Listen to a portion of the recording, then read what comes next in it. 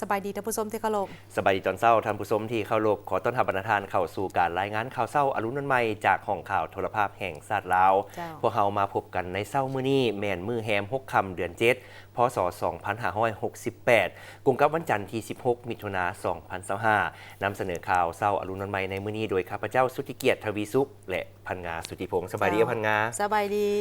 ตอนเช้าสบายดีตอนเช้ามาพบกันในมื้อนี้ก็มีหลายข่าวที่น่าสนใจมานำเสนอเจ้าซึ่งถ้าจะเว้าถึงว่าการดำเนินกองประชุมสภามื้อนี้ก็จะเป็นมื้อที่6ในการดำเนินกองประชุมหลังจากที่ในอาทิตย์ที่ผ่านมาเพราะว่ากองประชุมนี้เพิ่นได้เปิดขึ้นอย่างเป็นทางการในมื้อวันที่9และจะดำเนินไปจนถึงวันที่26มิถุนายนจึงจะสำเร็จลง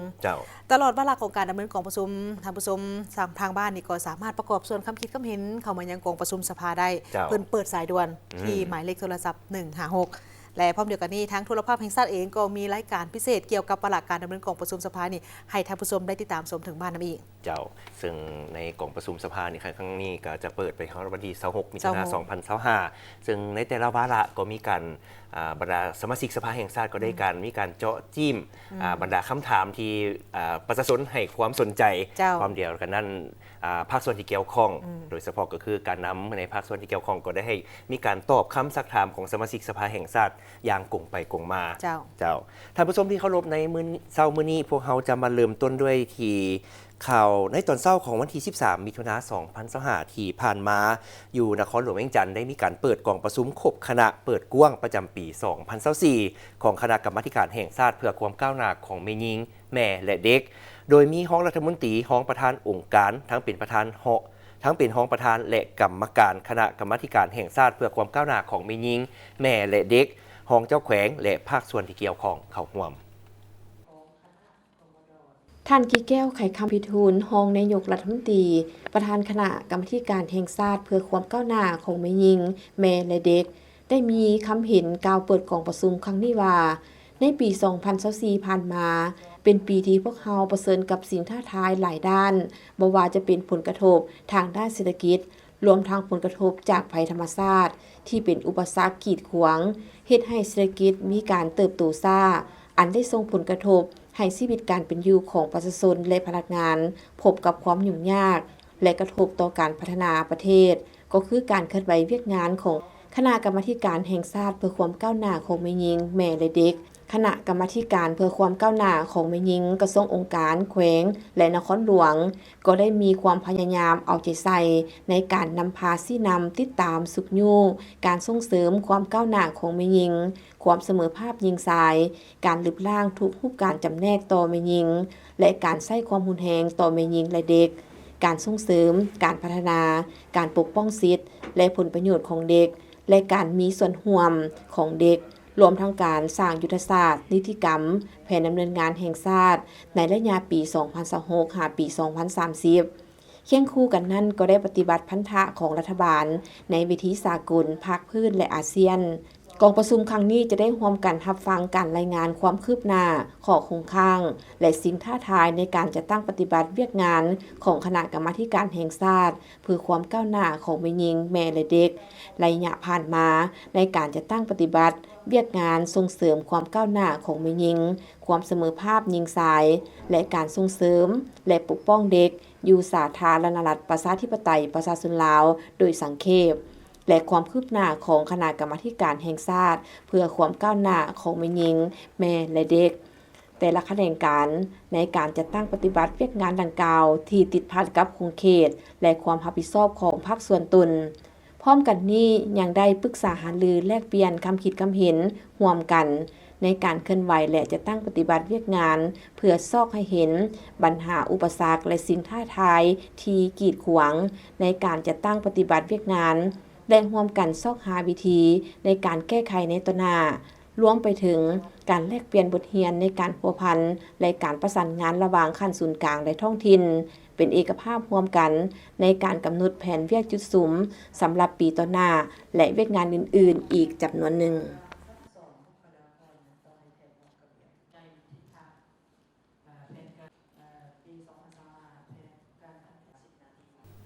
ท ท่านผู้ชมที่เคารพในมื้อวันที่ 13 มิถุนายนที่ผ่านมานี้ซึ่งเป็นมื้อที่ 5 ในการดำเนินกองประชุมสมัยสามัญเทื่อที่ 9 สภาแห่งชาติสุดที่ 9 ในมื้อที่ 5 ของการดำเนินกองประชุมนี้ที่ประชุม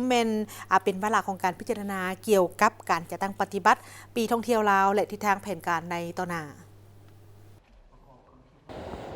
ท่านนางสวนสวรรค์วิญญาเกตรัฐมนตรีกระทรวงแถลงข่าววัฒนธรรมและท่องเที่ยวได้รายงานเกี่ยวกับการจัดตั้งปฏิบัติปีท่องเที่ยวลาว2024และทิศทางแผนการในตอนหน้าต่อกองประชุมสมัยสามัญเทื่อที่ 9 ของสภาแห่งชาติสุดที่ 9 ตัวเลขนักท่องเที่ยวภายในและต่างประเทศที่เข้ามาเที่ยวสาธารณรัฐประชาธิปไตยประชาชนลาวได้ลื่นคาดหมายถ้าเทียบใส่ปี2023นักท่องเที่ยวภายในมี3,900,000 กว่าเทื่อคนเพิ่มขึ้น102ส่วนห้อยสามารถกระจายรายรับจากการท่องเที่ยวได้ถึง632ล้านกว่าดอลลาร์สหรัฐนักท่องเที่ยวสากลมีจำนวน4ล้าน1แสนกว่าคนเพิ่มขึ้น21ส่วนห้อยสามารถกระจายรายรับได้ถึง138ล้านกว่าดอลลาร์สหรัฐรายรับดังกล่าวแม้นรายรับที่กระจายไปยังภาครัฐและผู้ประกอบการทุกขนาดที่ติดพันกับการท่องเที่ยวสำหรับเดือนมังกรเดือนมีนา2025ได้ต้อนรับนักท่องเที่ยวต่างประเทศ1,200,000 กว่าเทื่อคนเพิ่มขึ้น11ส่วนห้อยถ้าเทียบใส่ระยะเดียวกันของปี2024คาดคะเนรายรับที่กระจายในสังคมได้426ล้านกว่าดอลลาร์สหรัฐสำหรับนักท่องเที่ยวภายในมีจำนวน1,400,000 กว่าเทื่อคนเพิ่มขึ้น98กว่าส่วนห้อยเทียบใส่ระยะเดียวกันของปี2024รายรับที่กระจายในสังคม237ล้านกว่าเทื่อคนสืบต่อประสานสมทบระหว่างส่วนกลางท้องถิ่นและภาคส่วนที่เกี่ยวข้องในการติดตามกวดการและคุ้มครองการเคลื่อนไหวของบรรดาหัวหน่วยธุรกิจในแขนงการท่องเที่ยวในขอบเขตทั่วประเทศคนขวาสร้างแผนการสื่อสารและการกระเกียมรับมือกับวิกฤตการณ์สำหรับแขนงการท่องเที่ยวเพื่อรับประกันด้านความปลอดภัยและสามารถรับมือได้อย่างทันการสืบต่อสร้างความเข้มแข็งให้บุคลากรขันศูนย์กลางและท้องถิ่นในการนำใส่ระบบออกอนุญาตดำเนินธุรกิจในแขนงการท่องเที่ยวผ่านระบบทันสมัยเพื่อให้การคุ้มครองธุรกิจการท่องเที่ยวมีความเป็นเอกภาพทั่วประเทศสืบต่อสุขอยู่บรรดาสมาคมในแขนงการท่องเที่ยวให้มีการเคลื่อนไหวร่วมกับภาคธุรกิจของบรรดาประเทศใกล้เคียงแนใส่ขยายการท่องเที่ยวร่วมกับประเทศใกล้เคียงให้หลายขึ้นบรรดาสมาชิกสภาแห่งชาติเขตเลือกตั้งต่างๆได้ประกอบความคิดความเห็นใส่บทรายงานเกี่ยวกับการจัดตั้งปฏิบัติปีท่องเที่ยวลาวและทิศทางแผนการในต่อหน้าเพื่อเฮ็ดให้การจัดตั้งปฏิบัติแทดเหมาะถูกตามระเบียบหลักการให้สอดคล้องกับสภาพความเป็นจริงของประเทศเฮาเช่นการบริการการรักษาความสะอาดสิ่งแวดล้อมการปรับปรุงผลิตภัณฑ์การท่องเที่ยวที่เป็นเอกลักษณ์อันเฉพาะของเราเอาจะต้องจะใส่เกี่ยวกับเรื่องการบริการเพราะเห็นว่าระยะผ่านมานี้เรื่องการท่องเที่ยวมันเป็นหน้าที่และเป็นภาระบทบาทของหลายภาคส่วนที่ต้องได้เฮ็ดช่วยกันมันบ่แม่นเฉพาะแต่แขนงวัฒนธรรมหรือกระทรวงวัฒนธรรมและท่องเที่ยวโดยเฉพาะแม่นเกี่ยวกับเรื่องการปกปักรักษาสิ่งแวดล้อมอันนี้ข้าพเจ้าเป็นห่วงหลายเนาะในปัจจุบันนี้เพราะว่าเห็นว่าสภาพในการนำใช้ถุงพลาสติกอยู่ในทั่วโดยเฉพาะในนครหลวงก็คือทั่วประเทศพวกเขาค่อนข้างว่าจะหนักหน่วงและเป็นมลพิษเกี่ยวกับพลาสติกสำหรับการนำใช้พลาสติกนี้จะมีสนธิสัญญาของสากลเกี่ยวกับพลาสติกแต่ได้ออกมติเกี่ยวกับเรื่องการควบคุมเกี่ยวกับปัญหาเรื่องพลาสติกดังนั้นข้าพเจ้าคิดว่าถ้าพวกเขาได้มีการพัฒนาหรือการนำใช้มติดังกล่าวในการควบคุมเกี่ยวกับเรื่องพลาสติกอันนี้ก็จะเห็นให้สามารถลดพรเกี่ยวกับเรื่องมลพิษหรือว่าขี้เยื่อที่เป็นพลาสติกกระทบต่อสิ่งแวดล้อมได้หลายพอสมควรเพราะเรื่องพลาสติกเขาก็รู้อยู่ว่าในการทำลายหรือการย่อยสลายนี้ใช้เวลาโดนไล่เนาะอาจจะเป็น30-40 ปีในกรณีที่ไปจุดไปเผาในแห้งเอิ้นว่าส่งผลกระทบต่อสุขภาพเป็นสิ่งแวดล้อมฉะนั้นเรื่องความสะอาดและการปกปักรักษาสิ่งแวดล้อมนี้เป็นสำคัญหลายจะเป็นส่วนหนึ่งในการเอิ้นว่าดึงดูดนักท่องเที่ยวถ้าบ้านเราสะอาด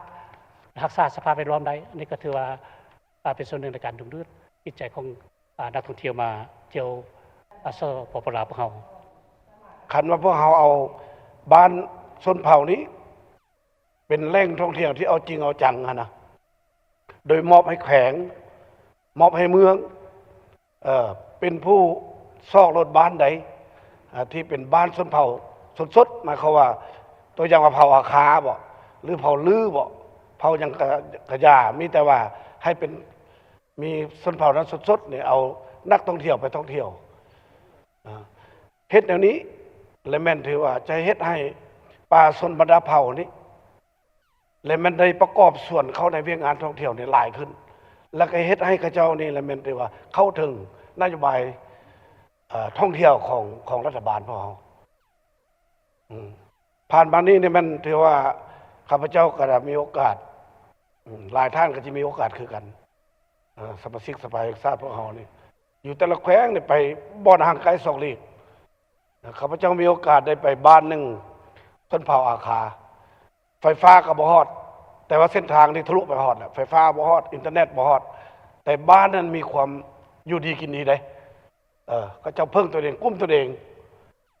บ้านนั้นมันคือว่าบ้านพญาหลวงโพคำนี่แหละอยู่เมืองรองแข่งหลวงน้ำทานแล้วก็เส้นทางไปหันอะไรมันถือว่าธรรมชาติงดงามหลาย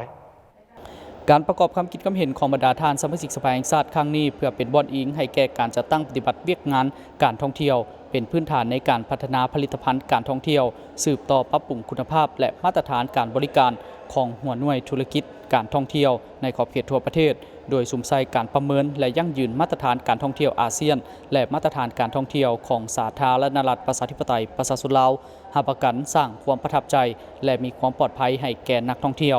พร้อมนั้นก็ให้สุมใส่โฆษณาการท่องเที่ยวที่เป็นจุดเด่นของสปป.ลาวให้มีหลากหลายรูปแบบรวมทั้งการโฆษณาผ่านสื่อต่างๆหาประกันข้อมูลข่าวสารการท่องเที่ยวที่ถูกต้องชัดเจนว่องไวเพื่อให้เข้าถึงกลุ่มตลาดเป้าหมายการท่องเที่ยวอย่างกว้างขวาง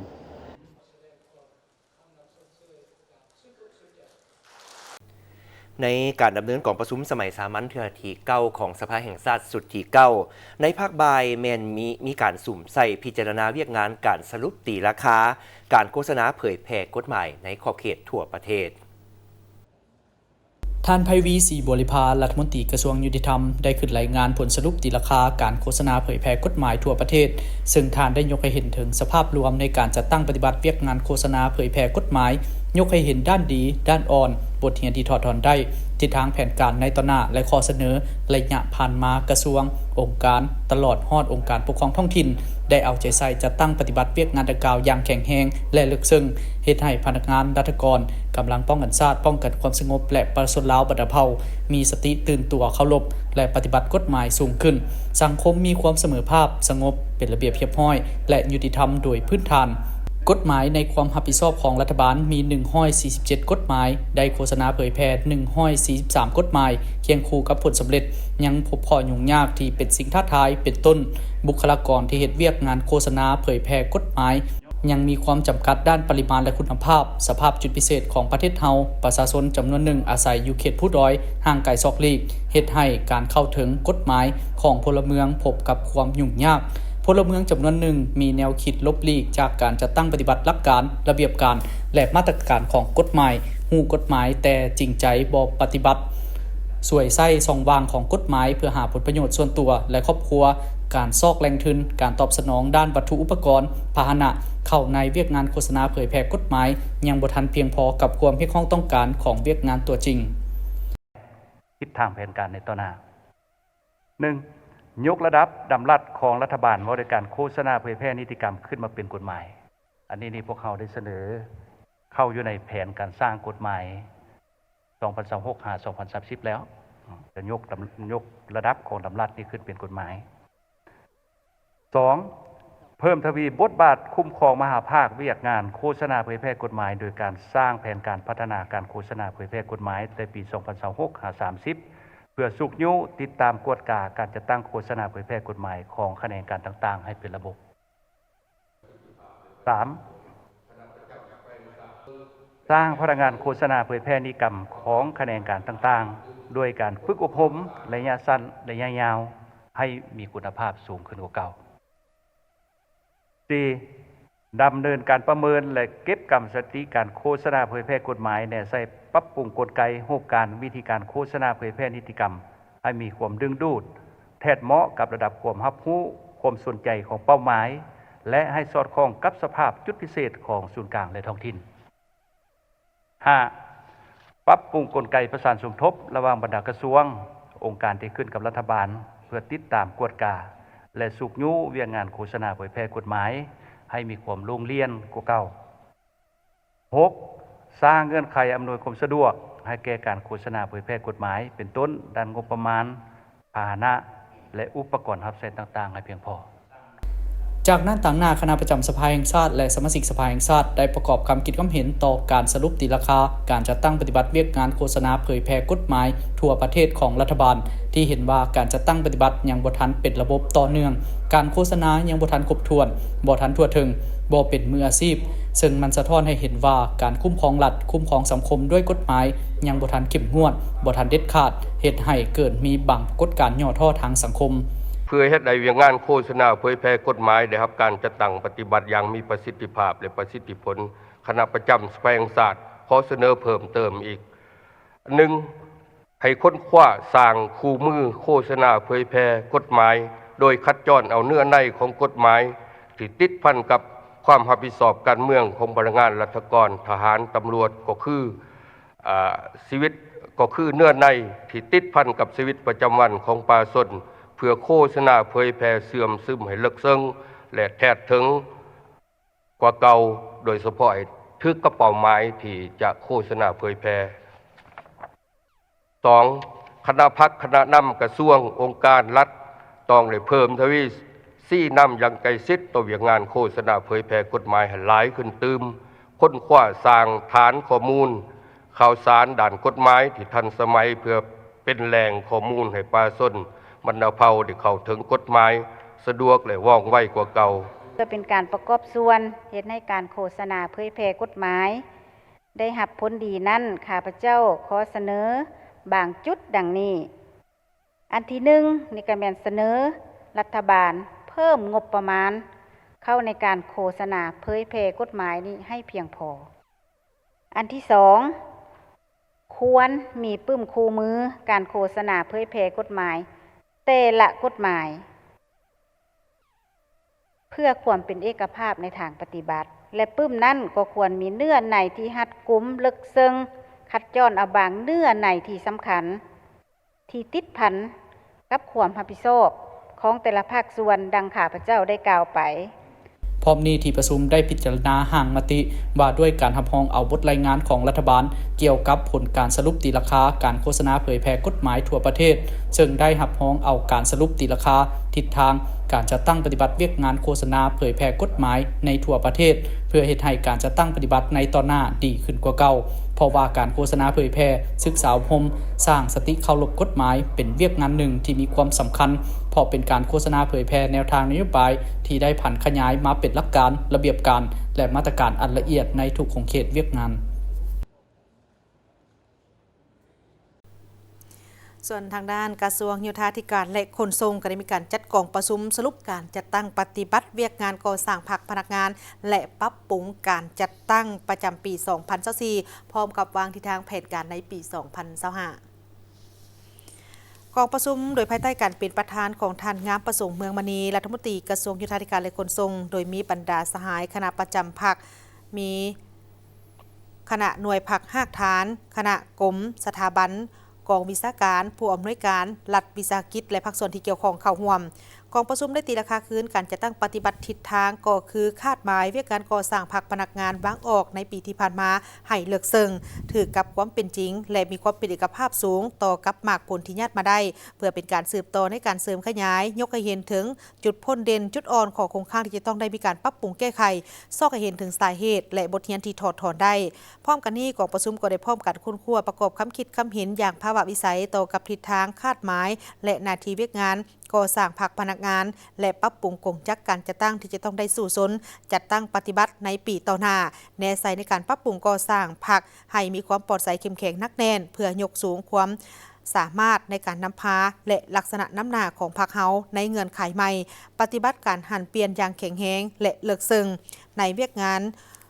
พักพนักงาน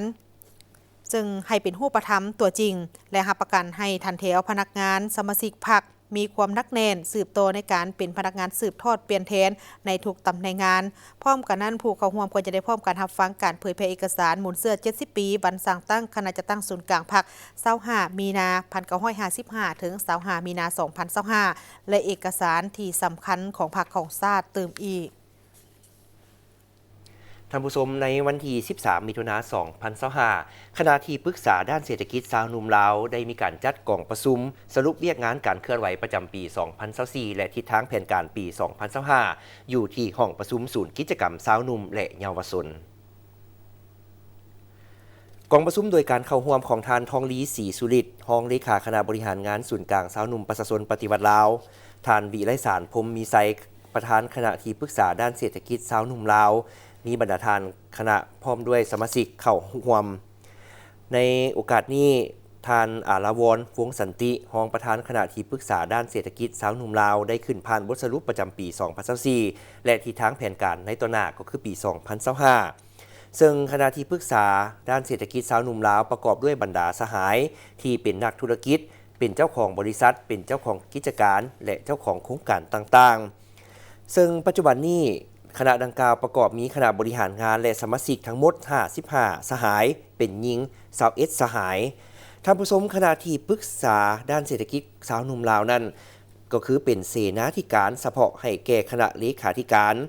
คณะที่ปรึกษาด้านเศรษฐกิจชาวหนุ่มลาวในการค้นคว้าให้คำปรึกษาให้การสุกยู่ช่วยเหลือส่งเสริมการสร้างเศรษฐกิจของชาวหนุ่มในแต่ละขั้นแบบแผนวิธีการเฮ็ดเวียกแม่นปฏิบัติตามหลักการรวมศูนย์ประชาธิปไตยเฮ็ดเวียกเป็นหมู่คณะบุคคลรับผิดชอบการปฏิบัติเวียกงานไปตามขั้นตอนมีการค้นคว้าปรึกษาหารือและมีการสรุปกวดกาประเมินผลในโอกาสดังกล่าวทานทองดีศรีสุริตรก็ยังได้ให้เกียรติขึ้นมอบเหรียญสาวหนุ่มตะลุมบอนและมอบใบย่องย้อของศูนย์กลางสาวหนุ่มประชาชนปฏิวัติลาวให้แก่บรรดาสหายคณะบริหารงานสาวหนุ่มประชาชนปฏิวัติลาวที่มีผลงานที่พ้นเด่นในการเคลื่อนไหวเวียกงานในระยะผ่านมาโดยเฉพาะก็คือการมอบใบย่องย้อให้สมาชิกจำนวน39สหายและประดับเหรียญสาวหนุ่มตะลุมบอนให้แก่สมาชิกจำนวน29สหายท่านผู้ชมที่เคารพเนื่องจากว่ามีการก่อสร้างและขยายทางถนนเศรษฐาธิราชดังนั้นต้นไม้ที่อยู่เรียบตามแคมทางเส้นทางดังกล่าวนี้ซึ่งเป็นต้นไม้ที่มีอายุหลายกว่า10 ปีดังนั้นในระยะฤดูฝนนี้เพื่อเป็นการป้องกันถึงความปลอดภัยและความจำเป็นต้องได้มีการตัดฮ้อนกิ่งงาของต้นไม้ดังกล่าวนี้ลงหลายต้นเพื่อนี้ทั้งนี้ก็เพื่อเป็นการรับประกันถึงความปลอดภัยของชุมชนก็คือผู้ที่ใช้รถใช้ถนน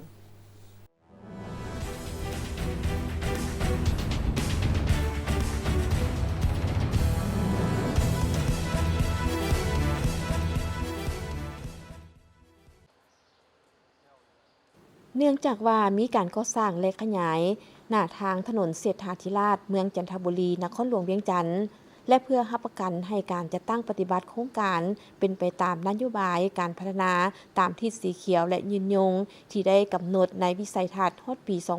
2030 และยุทธศาสตร์ 10 ปี 2015 หาปี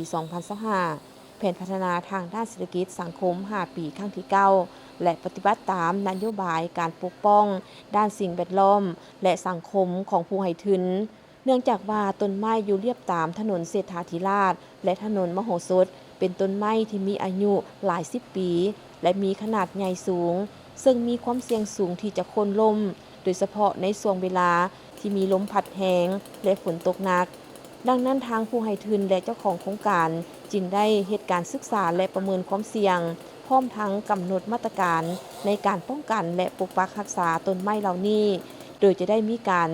ตัดแต่งบำรุงรักษาต้นไม้และปกปักรักษาต้นไม้ที่มีคุณค่าทางด้านประวัติศาสตร์และสิ่งแวดล้อมตัวเมืองให้มีความยืนยงทั้งรับประกันให้มีความสวยงามและรับประกันความปลอดภัยของชุมชนและผู้นำใช้รถใช้ถนนมื้อนี้ได้มาร่วมโครงการของเส้นทางรถเมล์ด่วนมื้อนี้ถือว่าพวกเราได้มีการตัดกิ่งง่าของต้นไม้เหตุผลในการตัดนั้นจะมีประมาณอยู่4เหตุผลเหตุผลที่1เนื่องจากว่าโครงการขยายเส้นทางนี้ได้ไปกระทบรากไม้ได้มีการจก จะได้หากไม้จำนวนหนึ่งมันขาดเนาะเป็นส่วนใหญ่และเฮ็ดให้การยืนตัวของทรงตัวของต้นไม้อาจจะบ่มั่นคง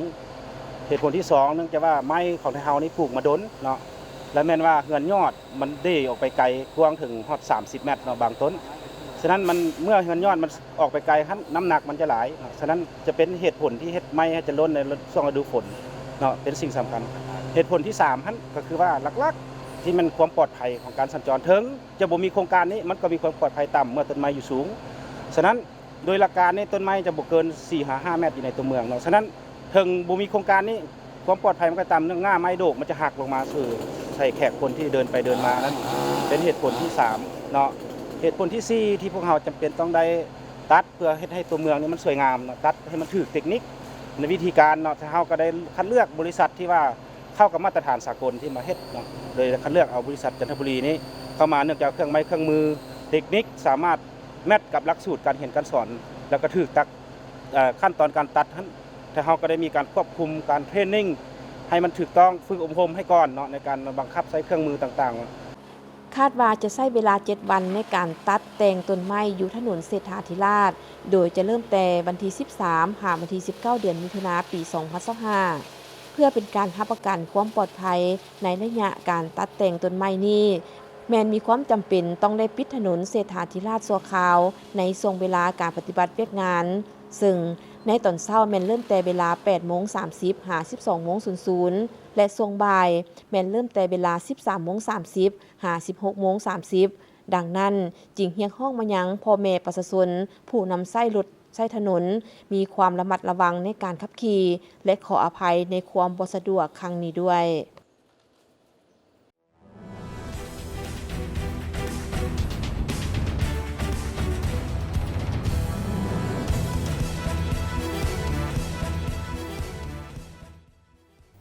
ไปเบิ่งทีพิธีเปิดตัวผลิตภัณฑ์ใหม่ที่พี่หมอท้องสนิทแคปซูลหรือยาหมอท้องหลวงพระบางอย่างเป็นทางการพิธีดังกล่าวได้จัดขึ้นอยู่ที่สวนอาหารวังล้าวดาวคำเมืองไซเศรษฐานครหลวงเวียงจันทน์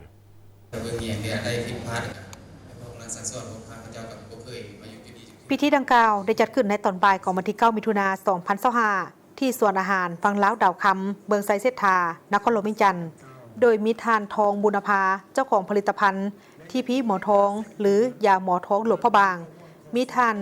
ปุกตะมองประธานสมาคมนักธุรกิจหนุ่มเมืองจันทบุรีท่านนางพุทธสอนสวีสุขอำนวยการบริษัท The Power of Life ขาเข้าขาออกจำกัดผู้เดียวพร้อมโดยแขกถึกเซินตลอดฮอดบรรดาตัวแทนจำหน่ายของผลิตภัณฑ์ที่พี่หมอท้องและสื่อมวลชนเข้าร่วมในพิธีทานทองบุญภาได้กล่าวว่าตนเองรู้สึกภาคภูมิใจเป็นอย่างยิ่งที่ได้มีโอกาสเปิดตัวผลิตภัณฑ์ใหม่ที่พี่หมอท้องซึ่งผลิตภัณฑ์ใหม่นี้เป็นผลิตภัณฑ์ยาพื้นเมืองเป็นผลิตภัณฑ์ของคนลาวซึ่งผลิตภัณฑ์ยาหมอท้องดังกล่าวผ่านมาแม่นเป็นยาพื้นเมืองชนิดแบบต้มกินแทนน้ำได้จำหน่ายมาเป็นเวลา5 ปีแล้วและมีผลการตอบรับเป็นอย่างดีจากผู้สวมใช้ผลิตภัณฑ์ตัวจริงทั้งลูกค้าเก่าที่เคยซื้อไปบริโภคแล้วกลับมาซื้ออีกปัจจุบันเพื่อเป็นการอำนวยความสะดวกให้แก่ลูกค้าที่มีเวลาหน่อยเดินทางตลอดได้สวมใช้ทันใจทันเวลาฉะนั้นทั้งยาหมอท้องหลวงพระบางก็ได้มีการพัฒนาจากสูตรตำรายาให้มีคุณภาพขึ้นกว่าเก่าบริโภคง่ายจึงได้หันมาผลิตเป็นชนิดแคปซูลซึ่งสกัดอัดแน่นจากหากไม้แบบต้มกินของสูตรตำรายาหมอทองแท้จากต้นฉบับโดยผลิตภัณฑ์ผ่านโรงงานที่ได้มาตรฐานสากลผ่านอย.ของกรมอาหารและยากระทรวงสาธารณสุขซึ่งมีสรรพคุณหลายอย่างเช่นควบคุมความดันตั้งทรงไขมันอุดตันเส้นเลือดไขมันหุ่มหัวใจไขมันหุ่มตับแก้อาการวิงเวียนนอกจากนี้ยังมีสรรพคุณช่วยในการปีนปัวอาการกระเพาะลำไส้อักเสบกระเพาะล้มกระเพาะประสาทปัญหามดลูกอักเสบไอซ้ำเหื่อแน่นหน้าอกหายใจฝืดเมื่อยง่ายและช่วยแก้ปัญหานิ่วไขหลังนิ่วทงบีนิ่วพกเหี่ยวและภูมิแพ้บรรดาอาการเหล่านี้ผลิตภัณฑ์ใหม่ที่พี่หมอท้องช่วยปีนปัวทานได้ผลิตภัณฑ์ที่พี่หมอท้องเป็นยาพื้นเมืองลาวแท้จากธรรมชาติที่บ่มีสารเคมีเจือปนและบ่มีผลข้างเคียงต่อตับหรือไขหลังของครับมาตรฐานเนาะมีอย.เนาะข้าพเจ้าก็รู้สึกดีใจ ดีใจที่สุดก็บ่ฮู้ว่ามันสิมาอยู่จุดนี้ทางสินค้าของพระเจ้าก็มีหลายอย่างอย่างเช่นก็มีแบบต้มเนาะแบบต้มได้แบบเป็นกล่องเลยเป็นแบบแคปซูลตัวแคปซูลตัวนี้ก็ผลิตออกมาใหม่เป็นน้องใหม่สร้างในความตัวกับบรรดาพี่น้องทั่วประเทศลาวนี้คนที่ว่าอยากกินผลิตภัณฑ์ของคนลาวที่ว่ามันมีคุณภาพสูงได้มาตรฐานได้คุณภาพมาตรฐานอย่างเช่นยาข้าพเจ้าเป็นทีพีหม้อทองเนาะยาทีพีหม้อทองคือทุกท่านเห็นในมือเปิดตัวมื้อนี้เป็นทางการข้าพเจ้าก็ฝากให้ทางญาติพี่น้องว่าจะอยู่ใกล้หรือไกลถ้าว่าอยากสมไส้เป็นยาพื้นเมืองของลาวแท้ก็อย่าลืมผลิตภัณฑ์ของเราก็มีดีหลายอย่างเนาะอย่างเช่นจะมีตัวช่วยเรื่องกระเพาะเด้อกับตัวช่วยเรื่องเป็นหลงขาวน้องน้อยเวลาจะเป็นผลิตต้มเนาะเพราะนั้นจะเป็นแบบต้มกินเองเป็นสมุนไพรแบบตำรายาพื้นเมืองที่สืบทอดมาแต่ดึกดำบรรพ์ข้าพเจ้าก็แนะนำที่ว่าเป็นลูกหลานของหม้อยาพื้นเมืองที่ว่าสืบทอดมาหลายปีเพราะว่ามื้อนี้ก็ถือโอกาสดีมาได้เปิดโตได้ให้พี่น้องสื่อมวลชนแล้วก็พี่น้องที่ทางบ้านที่ว่าเห็นยาหม้อทองบางคนก็บ่เคยได้กินก็ลองสวมใส่เนาะลองเอาไปรักษาสุขภาพของทานเบิ่งเพราะว่าก็ถ้าบ่กินก็บ่ฮู้ว่ามันดีหรือบ่ดีนะอยากฝากถึงทางญาติพี่น้องที่ทางบ้านหรือว่าคนที่มาเบิ่งคลิปนี้ก็ขอให้พี่น้องลองเปิดใจเบิ่งแล้วก็ฟังตัวสินค้าใหม่ที่เราผลิตภัณฑ์ทีพีหมอทองเป็นยาพื้นเมืองลาวแท้จากธรรมชาติบ่มีสารเคมีเจือปนหรือมีผลข้างเคียงใดต่อตับและไขหลัง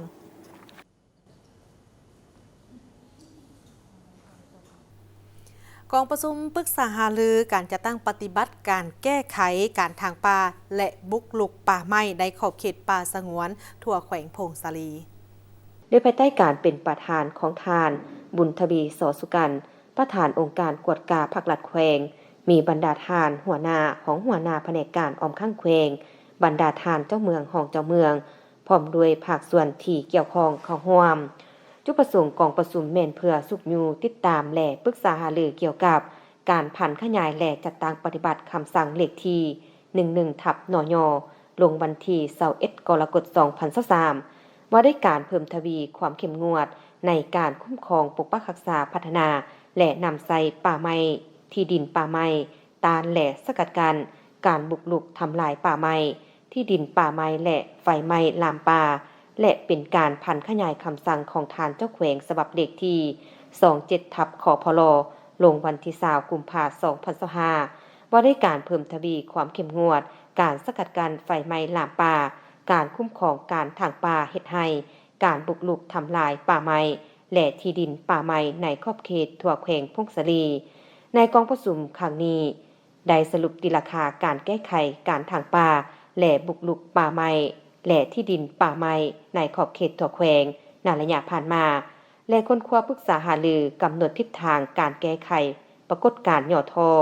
บรรดาภัยข่มขู่ที่เกิดขึ้นเป็นต้นปัญหาการบุกรุกจับจองที่ดินการลักลอบตัดไม้ที่ผิดกฎหมายการบุกรุกป่าไม้การจุดป่าแบบสะสายการปล่อยสัตว์เลี้ยงสัตว์และการอนุญาตดำเนินกิจกรรมต่างๆที่บ่สอดคล้องกับกฎหมายและระเบียบการที่เกี่ยวข้องพร้อมกันนี้กองประชุมได้ยกให้เห็นผลงานอันพ้นเด่นรวมทั้งบรรดาข้อคงค้างปรากฏการณ์ย่อท้อต่างๆที่เป็นสาเหตุให้ทรัพยากรป่าไม้และที่ดินป่าไม้ในทั่วแขวงถูกบุกรุกจับจองและทำลายอย่างต่อเนื่องจากนั้นได้พร้อมกันปรึกษาหารือสนทนาประกอบคำเห็นอย่างสังสรรค์และกงไปกงมาแน่ใส่แก้ไขปัญหาปรากฏการณ์ย่อท้อที่เกิดขึ้นในสภาพปัจจุบันเพื่อเป็นแนวทางในการกำหนดทิศทางแผนการและมาตรการแก้ไขในต่อหน้าให้ถูกต้องกับสภาพความเป็นจริงในท้องถิ่นเพื่อให้เวียกงานการคุ้มครองปกปักป่าสงวนให้มีประสิทธิภาพและสามารถจัดตั้งปฏิบัติให้มีประสิทธิผลองค์การนิทานบุญทวีสอสุการประธานองค์การกวดกาภาครัฐแขวงได้เน้นให้คณะรับผิดชอบขั้นแขวงขั้นเมืองสืบต่อจัดตั้งปฏิบัติเวียกงานดังกล่าวนี้เป็นปกติพร้อมทั้งสุขยูและติดตามบรรดาข้าราชการที่เกี่ยวข้อง แต่ละคันให้ติดตามและกวดกาคืนการบุกรุกป่าในระยะที่ผ่านมาสืบต่อแก้ไขปฏิบัติวินัยผู้ที่บุกรุกป่าสงวน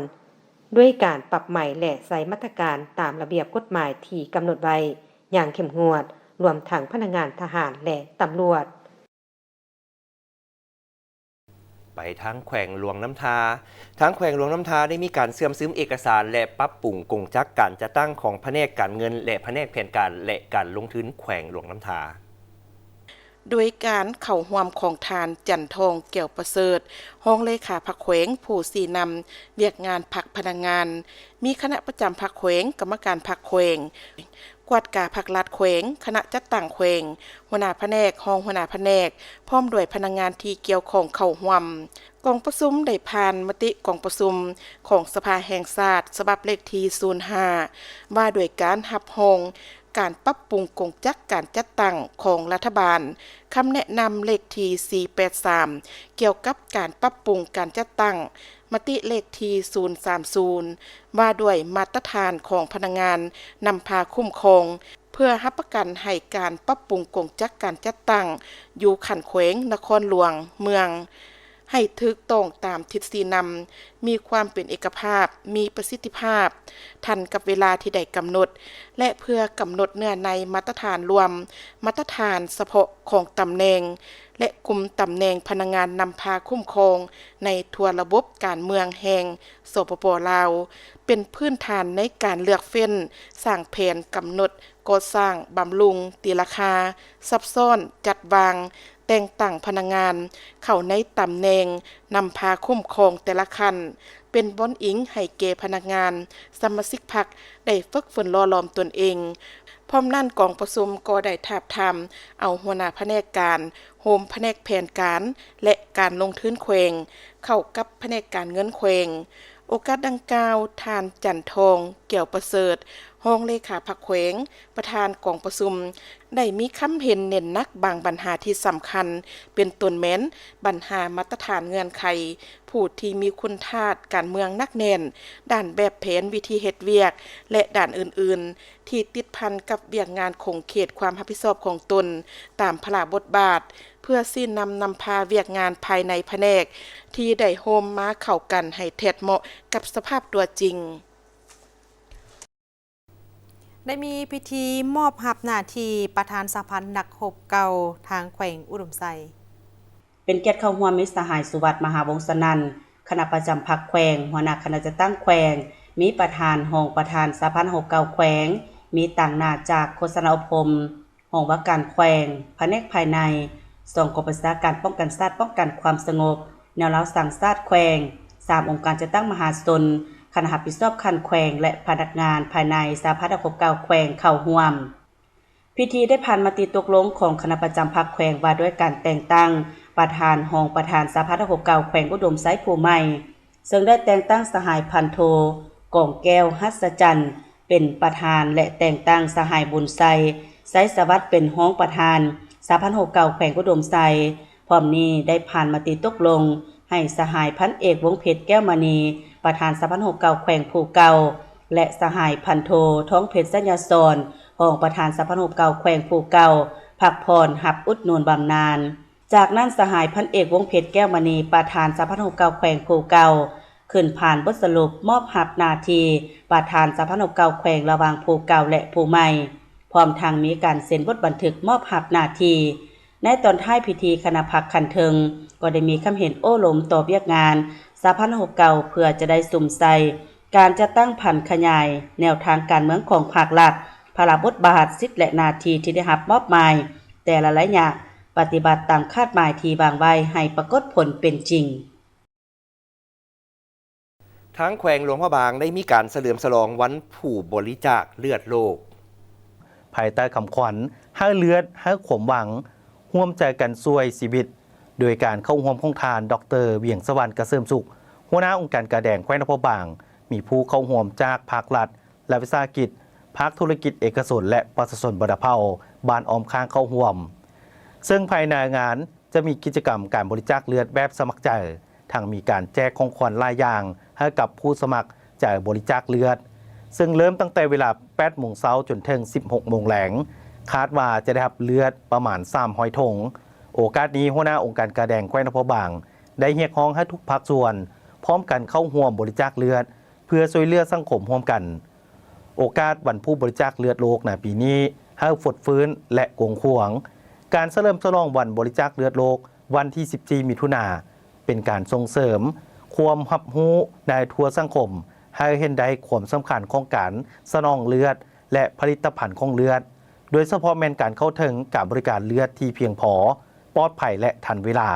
ทางเป็นการแสดงความรู้บุญคุณขอบใจต่อผู้บริจาคเลือดที่สมัครใจบ่เรียกร้องสิ่งตอบแทนหลายล้านคน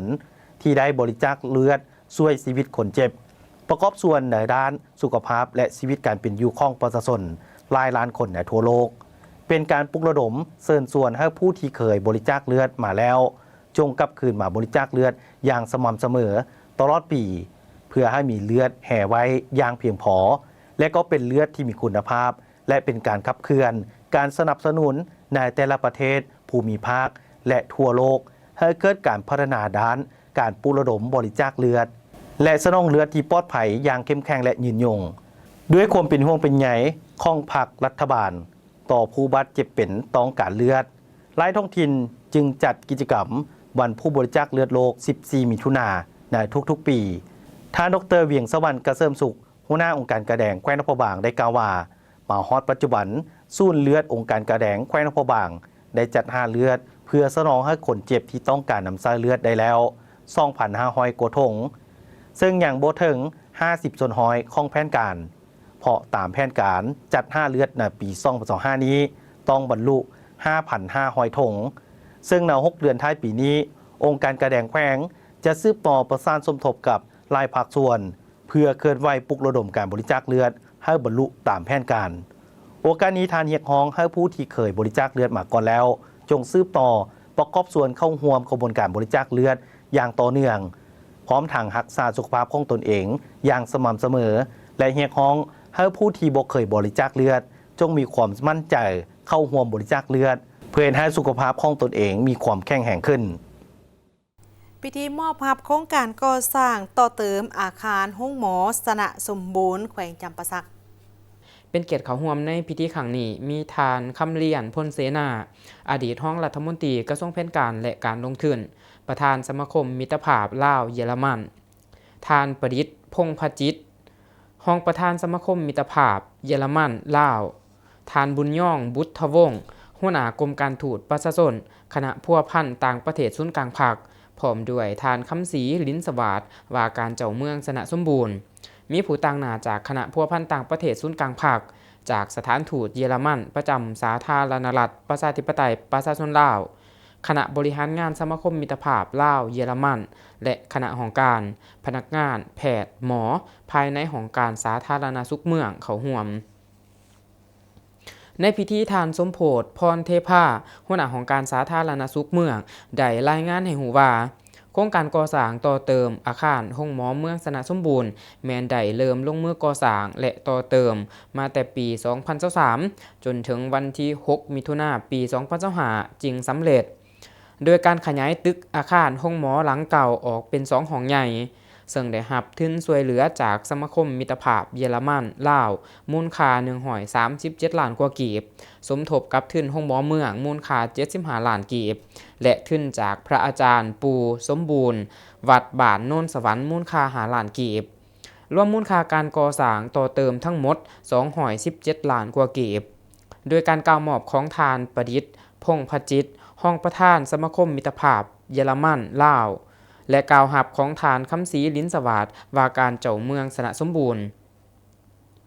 โอกาสนี้ทานคำเลียนพลเสนาอดีตรองรัฐมนตรีกระทรวงแผนการและการลงทุนประธานสมาคมมิตรภาพลาวเยอรมันได้มีคำเห็น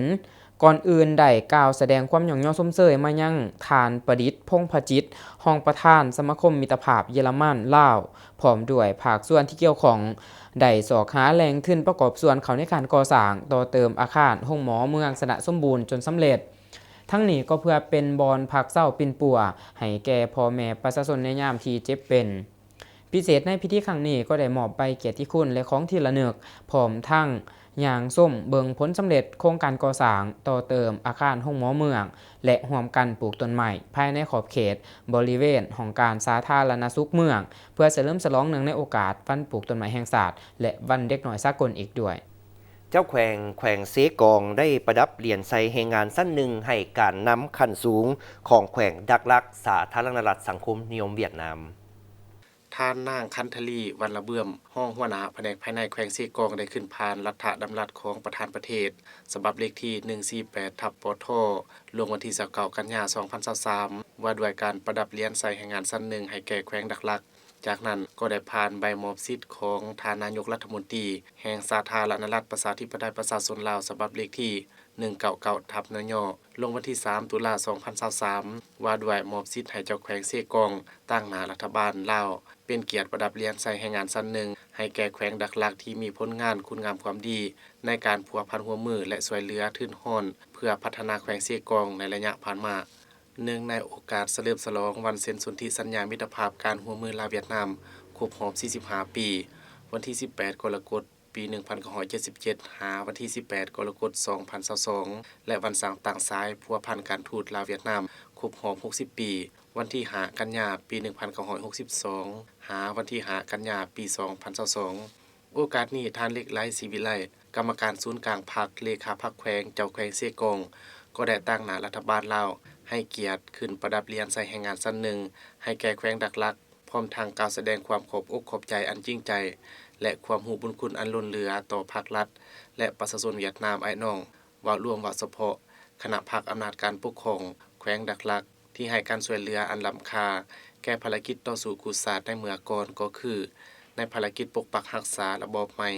และสร้างสาพัฒนาประเทศชาติท้องถิ่นของพวกเขาในปัจจุบันหวังอย่างยิ่งจะได้รับการร่วมมือพัฒนา2ท้องถิ่นให้มีความสีวิไลอย่างบ่หยุดยั้ง